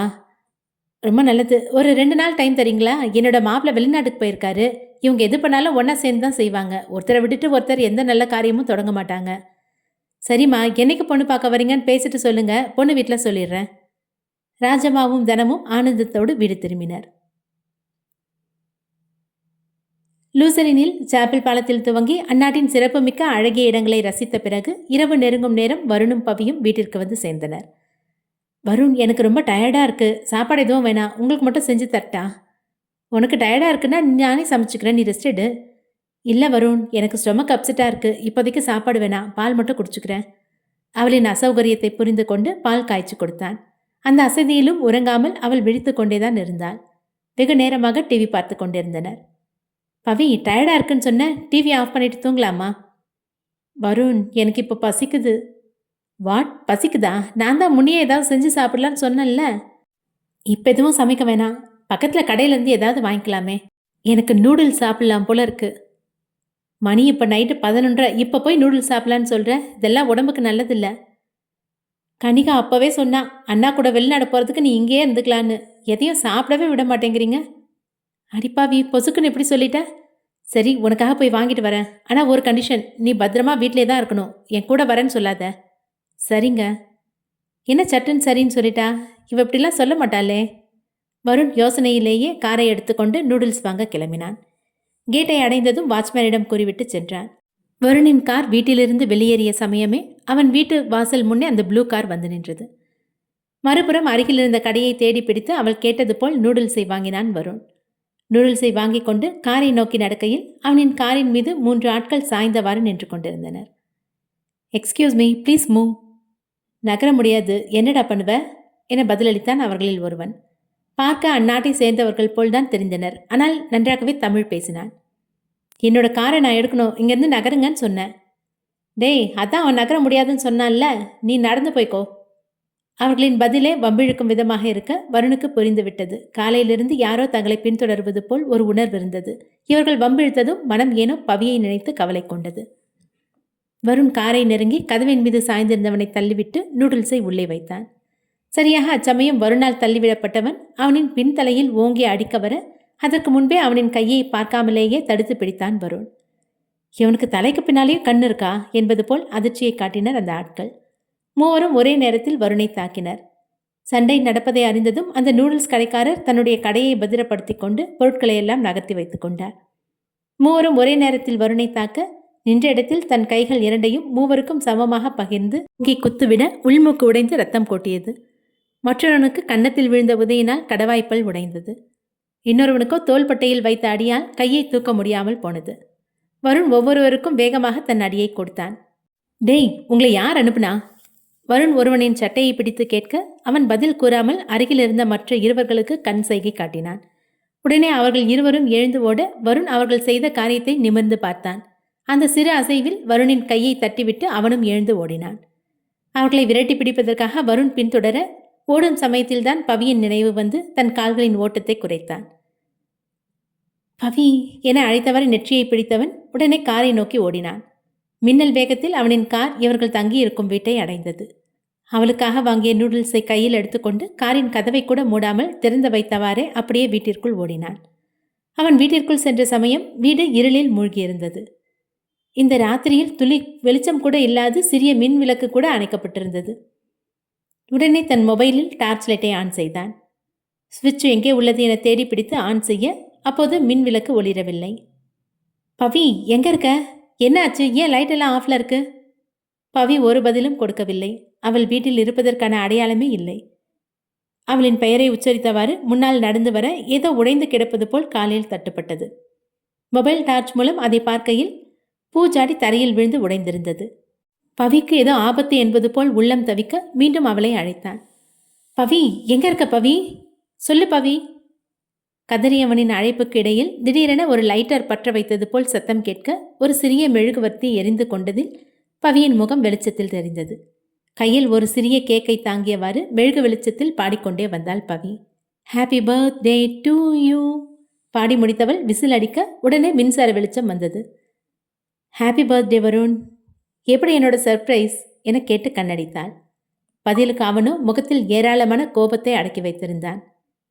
இதெல்லாம் என்ன விளையாட்டு பவி? ஏன் இப்படி பண்ற? மறந்துட்டீங்களா? இப்போ மணி 12, உங்களுக்கு பிறந்த நாள் வந்துருச்சு.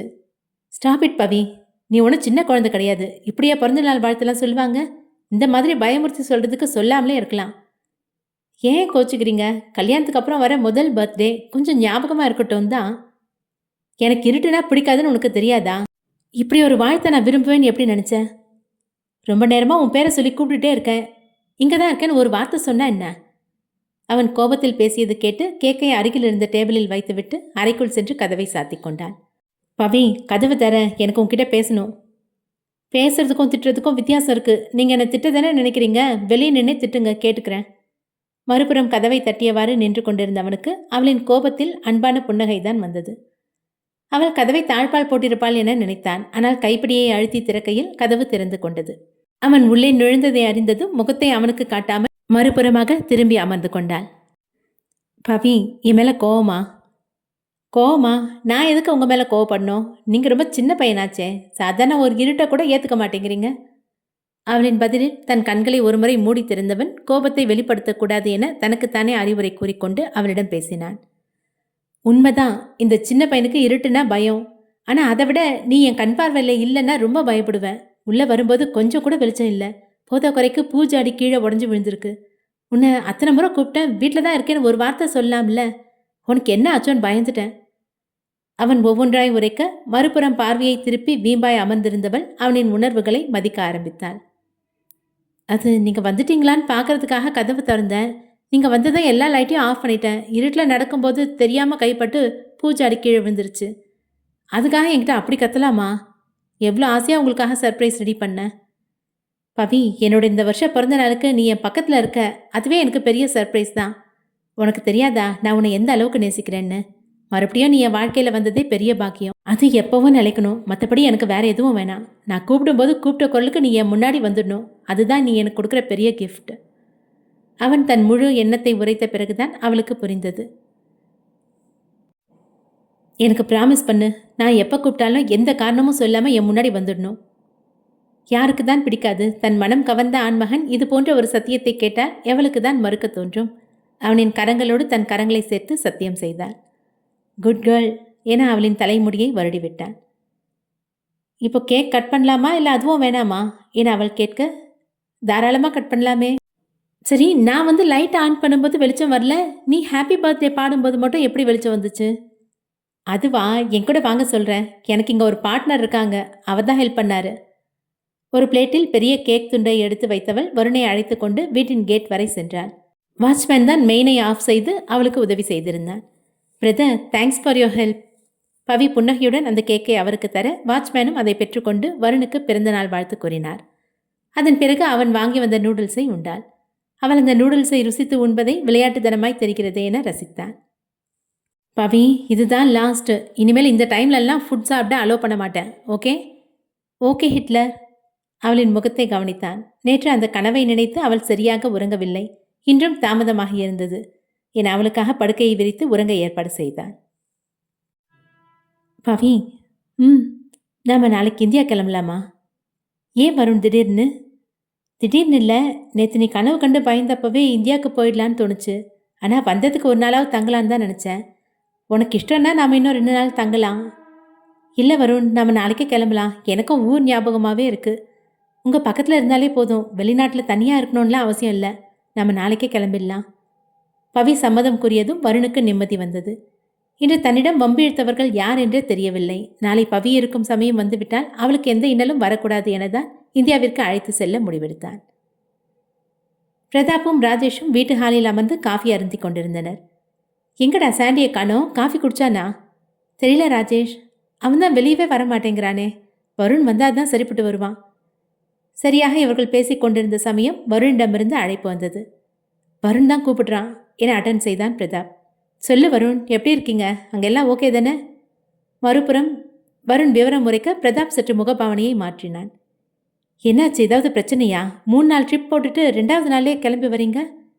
வருமுனையில் வருண் தன் பேச்சை துவங்க பிரதாப் புரிந்து கொண்டான். சரி, நான் வீட்டில் சொல்லிடுறேன், நீங்கள் வாங்க. காலை கட் செய்த பிறகு பிரதாப்பிடம் விசாரித்தான் ராஜேஷ். என்ன பிரதாப், வருண் என்ன சொன்னா?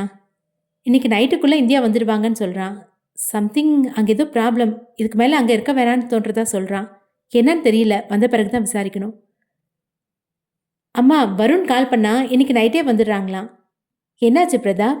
நாளைக்கு தானே அவங்க வரணும், ஏன் அதுக்குள்ளே இன்றைக்கே வராங்க என ராஜம்மாவும் விசாரித்தார். அது குளிர் அதிகமாக இருக்கான், பவிக்கு ஒத்துக்கல போல, அதனால தான் இன்றைக்கே கிளம்பி வராங்க. ஆமாம், நம்ம ஊர் குளிருக்கே 2 பெட்ஷீட் எடுத்து போத்திட்டு தூங்குவா. சுவிட்சர்லாந்து குளிர்னா சொல்லணுமா? அவர் 2 நாள் அங்கே தங்குனதே பெரிய விஷயம்தான் என்றார் தனம். ஆனால் இவர்கள் அனைவரும் இன்று வருணின் பிறந்த நாள் என்பதை மறந்தது போல் சகஜமாக இருந்தனர். காரணம், இவர்களின் பிஸ்னஸை சில நாட்களாக சரிவர கவனிக்க முடியாமல் போனது. எல்லாம் மதிமாறன் முன்னர் செய்திருந்த இடைஞ்சல்களால் தான். தற்போது நிலைமை சீராக இருந்தாலும் ஏற்கனவே தவறவிட்ட வாய்ப்புகள் பிசினஸிற்கு தடையாக இருந்தது. பிரதாப் அவனின் அறையில் அலுவலகத்திற்கு செல்ல தயாராகி கொண்டிருந்தான். நீட்டாக முழு கை சட்டை அணிந்து அதன் மேல் கோட்டும் அணிந்து தன் டையை சரி செய்து கொண்டிருந்தான். தன்னவருக்காக உணவை எடுத்து வைக்க நினைத்த ஜெனி அவனிடம் பேசிவிட்டு செல்ல வந்தாள். என்ன சொல்றீங்க? எல்லாத்தையும் நானே தான் வந்து பார்க்கணுமா? எப்படியாவது அவங்கள கொஞ்ச நேரம் அங்கேயே உட்கார வை, நான் வந்துடுறேன். பிரதாப் யாரிடமோ டென்ஷனாக பேசுவது போல் தெரிந்தது. பிரதாப், பிரேக்ஃபாஸ்ட் எடுத்து வைக்கிறேன், சாப்பிட்டு போங்க. வேணாம் ஜெனி, அர்ஜென்ட் ஒர்க் இருக்கு. டிஃபன் ரெடியாக தான் இருக்கு, நான் உடனே எடுத்து வைக்கிறேன் என கூறிக்கொண்டு அவள் அறையை விட்டு நகர, ஜெனி, உங்ககிட்ட நான் வேணான்னு சொன்ன கேட்க மாட்டியா? இதுவரை ஜெனியிடம் அது போன்று கத்தி பேசியதில்லை. அவளுக்கே இது முதல் முறை. அவன் பேசியதை கேட்டவள், இது பிரதாப்பின் புது முகமாக தெரிகிறதே என்ற பாவனையில் நின்றாள். இமை மூடி தன் தவறை உணர்ந்தவன் அவளை திரும்பி பார்த்தான். அருகில் நெருங்கி அவளின் கைப்பிடித்து தன் நெஞ்சோடு சேர்த்து கொண்டான். சாரி ஜெனி, கொஞ்சம் டென்ஷனாக இருக்க, எனக்கு இப்போ சாப்பிட்ற மைண்ட் இல்லை, போயிட்டு வந்து பார்த்துக்கிறேன். அவளும் புரிந்து கொண்டாள். அவனின் கன்னம் தொட்டு வழி அனுப்பி வைத்தாள். சரியாக வாசல் தாண்டிய சமயம் நினைவு வந்து திரும்பி பார்த்தான். கதவருகே நின்றிருந்தான் அவனின் செல்ல மகன் லாரன்ஸ். தன் பிஞ்சு கைகளை குறுக்காக கட்டிக்கொண்டு தன்னை கவனிக்காது சென்ற பிரதாப்பை முறைத்து பார்த்தான் குழந்தை. சாரிடா கண்ணா, முக்கியமான வேலையா, அர்ஜென்ட்டாக கிளம்புறேன், அதில் மறந்துட்டேன் என சமாதானம் கூறியவாறு கன்னத்தில் முத்தம் வைத்தான். குழந்தையும் சரி பிழைத்து போ என பார்வையிட்டான். இறுதியில் அவனின் பிஞ்சு சிரிப்பை கண்ட பிறகுதான் பிரதாப் அங்கிருந்து நகர்ந்தான். அம்மா போயிட்டு வரேன், தனம்மா போயிட்டு வரேன், இருவரிடமும் சொல்லிக்கொண்டு கிளம்பினர் பிரதாப்பும் ராஜேஷும். பிரதாப் தான் காரை ஓட்டினான். ராஜேஷும் அதே தவிப்புடன் தான் அருகில் அமர்ந்திருந்தான். மனதில் ஆஃபீஸை பற்றிய எண்ணம்தான். டிராஃபிக்கை தாண்டி விரைவாக அலுவலகத்தை அடைய உள்ளே நுழைந்த சமயம் ஆஃபீஸ் ஊழியர்கள் அனைவரும் வேலை செய்யாது கதை பேசிக் கொண்டிருந்தனர். வேலை இருந்தால்தானே செய்வதற்கு? பிரதாப்பும் ராஜேஷும் உள்ளே இருந்த ஊழியர்களின் செயலை கண்டு முறைத்த வண்ணம் அப்படியே நின்றனர். அதை கண்ட மற்றவர்கள் உடனே தங்களுடைய கம்ப்யூட்டரின் முன்னே சென்று அமர்ந்து வேலை செய்வது போல் பாசாங்கு செய்தனர். இவங்களை சொல்லி என்ன பிரயோஜனம் என எதுவும் முறைக்காமல் மீட்டிங் ரூமிற்கு சென்றனர். அங்கே இவர்களின் பிஏ மட்டும் இருந்தார். கிளையண்ட் எங்க? பிரதாப் கேட்க, சார், அவங்க கிட்ட நான் எவ்வளவோ எடுத்து சொன்னேன், வேற கம்பெனிக்கு இந்த ஆர்டரை கொடுக்கறதா சொல்லிட்டு கிளம்பி போயிட்டாங்க. இடியட், இந்த சின்ன வேலையை கூட செய்ய முடியாதா? நான் தான் வந்துட்டே இருக்கேன்னு சொன்னேன்ல. திட்டு வாங்கியதில் பிரதாப்பின் பிஏவிற்கு கோபம் வந்தது. ஆனால் வெளிப்படுத்தவில்லை. அமைதியாக பதிலுரைத்தான். சார், நீங்கள் இப்போ வரதுக்கு பதிலாக 2 மாதத்துக்கு முன்னாடியே வந்திருந்தீங்கன்னா நம்மளோட ப்ராஜெக்ட் எதுவும் கையை விட்டு போயிருக்காது. கடந்த 2 மாதமாக உங்கள் 4 பேரில் ஒருத்தர் கூட நம்மளோட கிளையண்ட்டை மீட் பண்ணவே இல்லை. ஃபேமிலி ப்ராப்ளம்னால நீங்கள் தள்ளி போயிட்டீங்கன்னு எனக்கு தெரியும். ஆனால் அதெல்லாம் கிளையண்ட்டுக்கு தேவையில்லாத விஷயம் தானே. நாம் சரியாக ஈடுபாடு காட்டலன்னு வேற கம்பெனிக்கு போயிட்டாங்க. தனது பிஏ சொல்வதும் சரிதான், தவறு தங்கள் மீதுதான் என ஒப்புக்கொண்டான் பிரதாப். தன் முதலாளி தலை குனிவதை பொறுக்காது உற்சாகமூட்டும் வகையில் பேசினார் பிஏ. ஆனால் சார், நமக்கு இன்னும் 1 மாதம் டைம் இருக்கு, நாங்களும் முயற்சி பண்ணுறோம். பிரதாப்பிடம் பேசிய பிஏ தலை குனிந்தவாறே மரியாதையோடு வெளியேறினான். பிரதாப்பும் ராஜேஷும் அவர்களின் அலுவலக அறையில் அமர்ந்து விவாதித்துக் கொண்டிருந்தனர். சமயம் இன்டர்காமில் ரிசப்ஷனிஸ்ட் அழைத்தாள். அவங்க எதுக்கு இங்கே வந்திருக்காங்க? சரி, உள்ள வர சொல்லுங்க. என்ன பிரதாப், யார் வந்திருக்கா? ஜியா ஜுவல்லர்ஸோட ஓனர் வர்ஷினி. பிரதாப் ராஜேஷிற்கு பதில் அளித்த சமயமே அரைக்கதவு திறக்கப்பட வர்ஷினி உள்ளே நுழைந்தாள். வர்ஷினி வருணின் தந்தை சோமுவின் நண்பரான பத்ரிநாதனின் ஒரே மகள். தற்போது இவள்தான் அவரின் பிசினஸை கவனித்துக் கொள்கிறாள். ஹாய் பிரதாப். ஹாய் ராஜேஷ், எப்படி இருக்கீங்க? நாங்கெல்லாம் நல்லா இருக்கோம், வாங்க உட்காருங்க. இருக்கையை கை காட்டினான் பிரதாப். வருணோட கல்யாணத்துக்கு வரலான்னு நினைச்சேன். அந்த சமயம் ஒரு பிசினஸ் டீலிங் விஷயமா வெளிநாடு போயிருந்தேன். இந்தியா வந்த பிறகும் சரியா நேரம் கிடைக்கல. அதான் இந்த பக்கமாக போகும்போது உங்கள் ஆஃபீஸ்க்காவது வரலான்னு பார்த்தேன். வருண் எங்க? வருணும் அவனோட ஒய்ஃபும் சுவிட்சர்லாந்தில் இருக்காங்க. இன்னைக்கு நைட்டு வந்துடுவாங்க. அப்படியா? சரி, ஓகே. அப்போ இன்னொரு நாள் நான் வந்து உங்கள் வீட்டுக்கு வந்து பார்க்குறேன். உன்னோட ஒய்ஃபையும் நான் நேரில் பார்க்கணும் என்றாள் பிரதாப்பிடம். அவர்கள் இவளை மரியாதையாகத்தான் அழைத்து பேசினர். ஆனால் இவள் நேரடியாய் பெயர் கூறி பல நாள் பழக்கம் கொண்டவள் போல் பேசினாள். பேசும் சமயம் வர்ஷினி அவர்களின் முகத்தை கவனித்தாள். ஆள் ஓகே தானே? ஏன் ஒரு மாதிரி தெரியுறீங்க? ஓகேன்னு சொல்கிற அளவுக்கு இங்கே எதுவும் சரியா இல்லை. இன்னும் 1 மாதம்தான் டைம். அதுக்குள்ள ராஜேஷ் அவசரப்பட்டு வாய் திறந்ததை பிரதாப் முறைத்து பார்த்தான். அதை புரிந்து கொண்டவன் மேற்கொண்டு பேசாமல் நிறுத்திவிட்டான். கமான் கைஸ், என்ன வேற ஆளாக பார்க்காதீங்க, என்ன விஷயம்னு சொல்லுங்க. அவள் கேட்டுக்கொண்ட பிறகு வேறு வழியின்றி பிரதாப் கூறினான். கம்பெனியின் நிலையை எடுத்துரைத்தான். அப்படியா?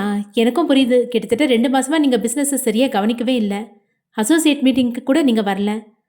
நான் இதுக்கு ஒரு சொல்யூஷன் சொல்லட்டா? என்ன சொல்ல போகிறீங்க? எங்களுக்கு கடன் கொடுத்து உதவி பண்ணுறதா சொல்லுவீங்க. இது கடன் இல்லை, முதலீடு.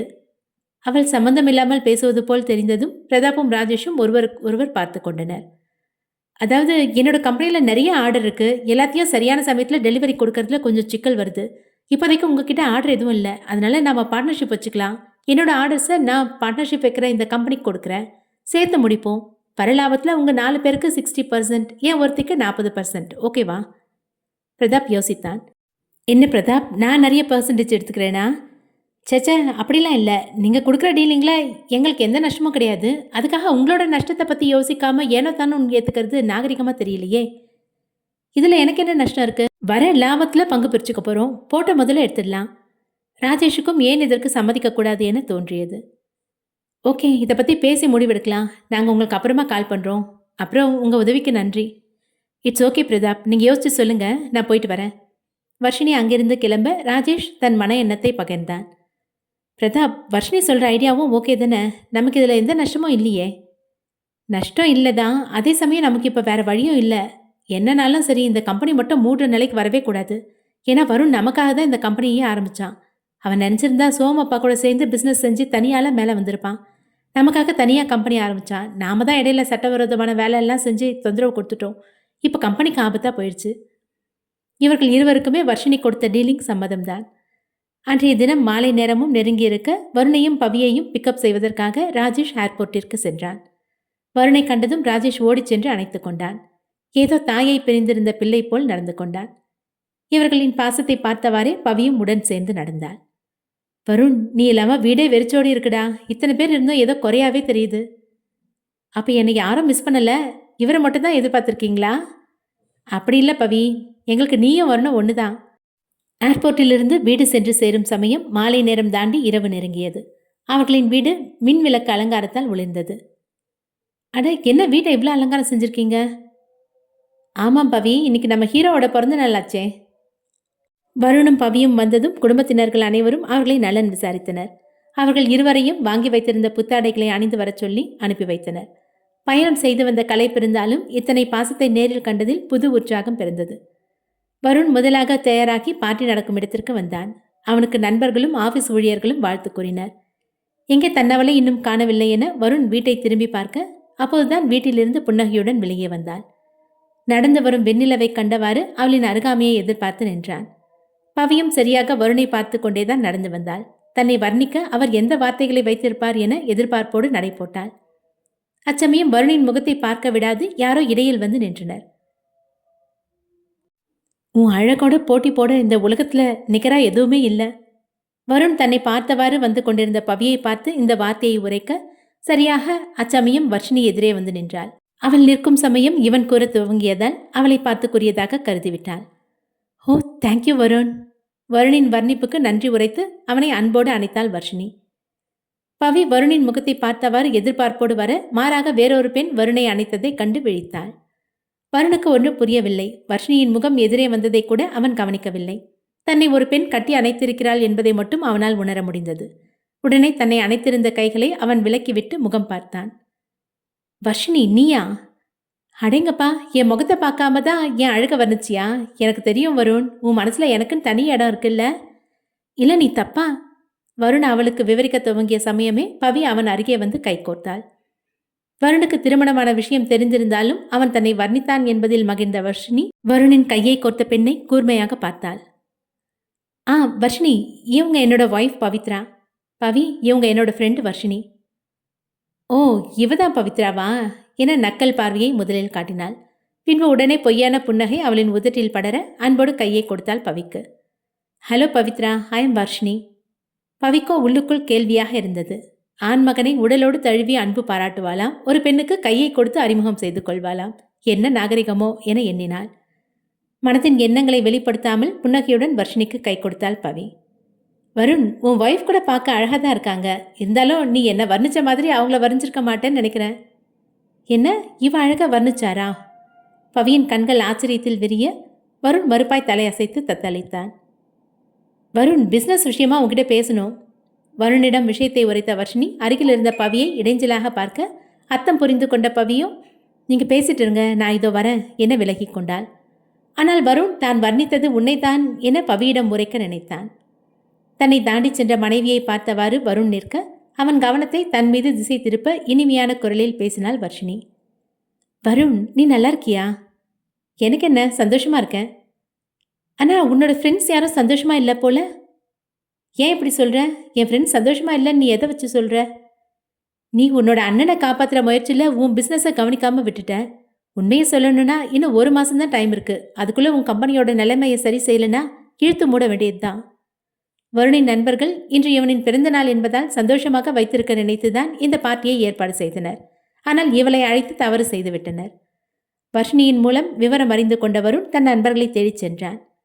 பிரதாப், சாண்டி, ராஜேஷ் மூவரும் மற்ற நண்பர்களும் நின்று பேசிக் கொண்டிருந்தனர்.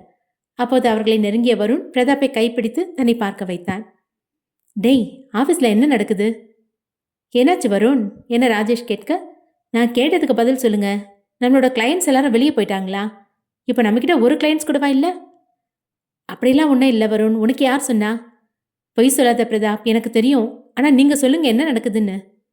வருணுக்கு இந்த விஷயம் தெரியக்கூடாது என பிரதாப் எண்ணினான். அவன் தெரிந்து கொண்டே கேட்பதால் வேறு வழியின்றி உண்மையை உரைத்தான். வருண், பிஸ்னஸில் இந்த மாதிரி டவுன் வர்றதெல்லாம் சகஜம்தான். இந்த டைமில் இதை பற்றி பேச வேணாமே என ஒரு சக நண்பன் ஒருவன் அறிவுரை கூறினான். ஆஃபீஸை விட என்னோட பர்த்டே பார்ட்டி இப்போ முக்கியமா? ஆஃபீஸில் என்ன நடக்குதுன்னு என்கிட்ட சொல்ல மாட்டீங்களா? அடுத்து என்ன பண்ணலான்னு யோசிச்சிருக்கலாம்ல. இதில் இந்த பர்த்டே செலவு ரொம்ப முக்கியமா எனக்கு? பிஸ்னஸை இந்த அளவிற்கு இறக்கியதற்கு வருண் கோபம் கொண்டு கத்துவான் என தான் நினைத்தனர். ஆனால் அவன் மாறாக எப்படி தலை நிமிர்த்தலாம் என விவாதிக்க நினைக்கிறான். டேய், உனக்கு எங்கள் மேலே கோவமே வராதாடா? வருது பிரதாப். எப்போ பார்த்தாலும் எனக்கு தெரியாமல் ரகசியமாக ஏதாவது செஞ்சுட்டே இருக்கீங்க. அதில் தான் எனக்கு கோவம் வருது. வருணின் கண்டிப்பை நினைத்து கண்கள் கலங்கியது அவனின் மற்ற நண்பர்களுக்கு. டேய் பிரதாப், எங்களுக்கு பொறாமையாக இருக்குடா. என்னதான் வருண் எங்களுக்கும் நண்பனாக இருந்தாலும் உங்கள் 3 பேர் கூட அவன் ரொம்ப க்ளோஸாக இருக்கான். உங்கள் 3 பேரில் யாராவது ஒருத்தராக நான் இருந்திருக்கலான்னு தோணுதுடா. தன் சக நண்பன் ஒருவன் கூறியது கேட்டு வருண் பதிலளித்தான். டேய், எனக்கு எல்லாருமே ஒன்று தான்டா. இவனுங்களுக்கு மட்டும் இல்லை. உங்களுக்கு எது வேணும்னாலும் நான் வந்து நிற்பேன். எனக்கும் உங்களை விட்டால் யாரும் இல்லைடா. இனிமே அப்படியெல்லாம் இருக்க முடியாதுடா. உனக்கு மனைவின்னு ஒருத்தங்க வந்தாச்சு. உனக்கு எல்லாமே அவங்க தான். நீங்கள் 4 பேரும் இன்னும் எத்தனை நாளைக்கு ஒரே வீட்டில் இருக்க முடியுமோ தெரியலையே. ஏன்டா இப்படி சொல்கிற? ஆமாம் வருண், பொண்ணுங்களுக்கு எப்போவுமே தன்னோட கணவன் குழந்தைங்கள்னு தனிப்பட்ட வாழ்க்கையை தான் வாழ விரும்புவாங்க. கூட்டு குடும்பம் அந்த அளவுக்கு ஒத்து வருமானு தெரியாது. முக்கியமாக நண்பர்களோட இணைஞ்சு வாழற வாழ்க்கை அவங்களுக்கு இடைஞ்சலாக தான் இருக்கும். இப்படி தான் நடக்கும்னு சொல்ல வரல, ஒருவேளை நடக்க வாய்ப்பு இருக்கு. நிச்சயம் தங்கள் வீட்டு மருமகள்கள் அதுபோல் எண்ண மாட்டார்கள் என வருணும் பிரதாப்பும் நினைத்தனர். பிரதாப் மேற்கொண்டு தங்கள் கம்பெனி நிலைமையை பற்றியும் வர்ஷினி கூறிய விஷயத்தையும் எடுத்துரைத்தான். நண்பர்கள் 4 கலந்து ஆலோசித்து முடிவை எடுத்தனர். பிறகு வருணின் பிறந்தநாள் விழா கொண்டாடப்பட்டது. பவியும் வருணும் இணைந்து நடனமாட வர்ஷினி அதை வெறுத்து பார்த்தாள். அவளுக்கு நன்கு தெரியும் வருணுக்கு திருமணம் ஆகிவிட்டது. ஆனால் ஏனோ பவியுடன் இணைந்து பார்க்கையில் இவளுக்காக தான் தன்னை மணந்து கொள்ள விருப்பமில்லை என்றானா என உள்ளம் ஒரு விதத்தில் கோபம் கொண்டது. வந்த விருந்தினர்களும் ஆபீஸ் ஊழியர்களும் உணவு உண்டு கொண்டிருந்தனர். வருணும் அவனின் நண்பர்களும் வர்ஷினியிடம் பேசச் சென்றனர். வர்ஷினி, நீ சொன்ன டீலிங் பற்றி என்னோட ஃப்ரெண்ட்ஸ் சொன்னாங்க. நீ நல்லா யோசிச்சிட்டல்ல. இதில் உன்னோட லாபம் குறையுது. அதில் உனக்கு எந்த வருத்தமும் இல்லையா?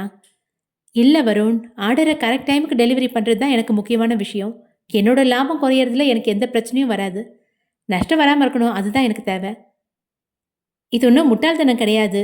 இது அவளோட புத்திசாலித்தனம். தொடர்ந்து ஆர்டரை கைக்கு வர வைக்கிறது தான் ஒரு முதலாளியோட சிறந்த வேலைத்திறன். அதை தான் அவள் செய்கிறா. ஓகே, டீலிங்கை வக்கீல் வச்சு பேசி முடிச்சுக்கலாம். எங்களுக்கும் சம்மதம்தான் என்றான் வருண். வர்ஷினியுடன் பேசிக் கொண்டிருந்த சமயம் அந்த பார்ட்டிக்கு முக்கியமான சில ஆட்கள் வந்தனர். இவர்களை எதிர்பார்த்துதான் வருண் காத்திருந்தான். அடுத்த எபிசோட் விரைவில். நன்றி.